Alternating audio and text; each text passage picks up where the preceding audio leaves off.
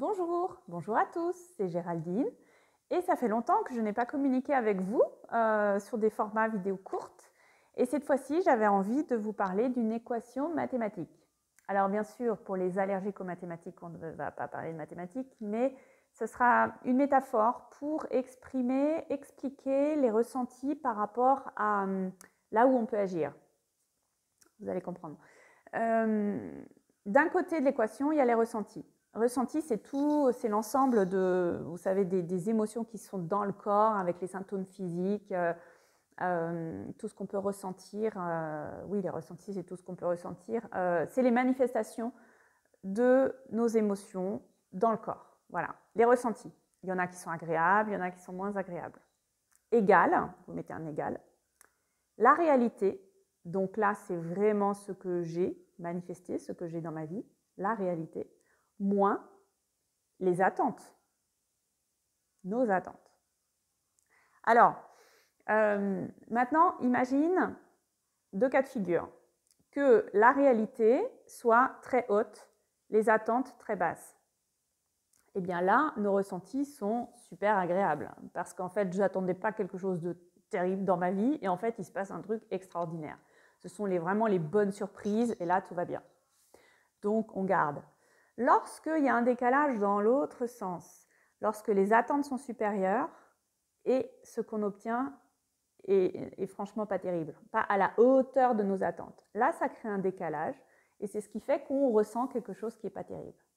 Alors, un exemple bateau. Lorsqu'on vous dit « Ah là là, ce film, va le voir au cinéma, il est génial, tu vas voir, tu vas passer un moment super », donc attente super haute, donc je prends mon billet et je vais au cinéma, et en fait, je suis super déçue parce que ça ne me plaît pas du tout. Et là, je me dis « Mais c'est nul ». Alors que si on ne m'avait rien dit, si mes attentes avaient été neutres, quelque chose comme, bon, je ne sais pas trop à quoi m'attendre, donc assez neutre, voire basse, je ne sais pas à quoi m'attendre, je vais me faire surprendre par la vie. Eh bien, en fait, la réalité, c'est que, oh, bah ouais, il y a eu des bons moments, il y a eu des moments moins bons, etc. Mais là, mon ressenti, il est neutre. Je ne suis pas déçue, je ne suis pas super joyeuse, mais je suis quelque chose de, ok, neutre. Bon, bah, c'était un bon moment, voilà, c'était pas le film le plus extraordinaire du monde, mais ça va, ça passe. Donc finalement, c'est juste une histoire de perception.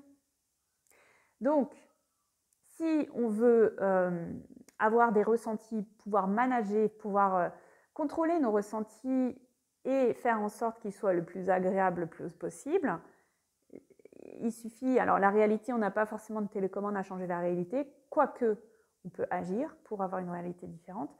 Mais en tout cas, au niveau des attentes, là, on peut agir. C'est-à-dire, essayons de nous laisser surprendre par la vie.